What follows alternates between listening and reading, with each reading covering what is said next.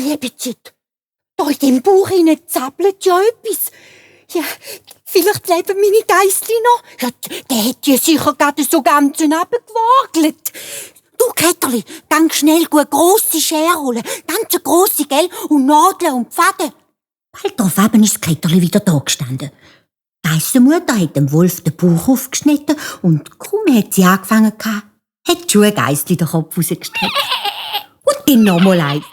Und nochmal eins. Und nochmal eins. Alle 6 sind rausgekumpelt und sind noch purlimunter und lebte gsi.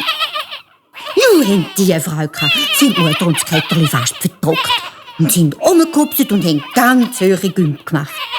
Du hätt die alte Geiss gesagt: Psst, Kinderli, sind ein bisschen ruhig, stille.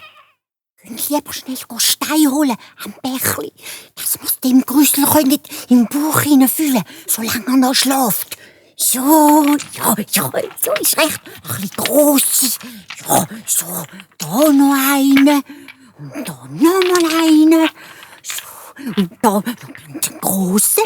Und da ganz einen spitzigen. Soli, und jetzt zusammenbüten. So, schön zusammenbüten. Ja. Und jetzt noch verstecken. So. Fertig.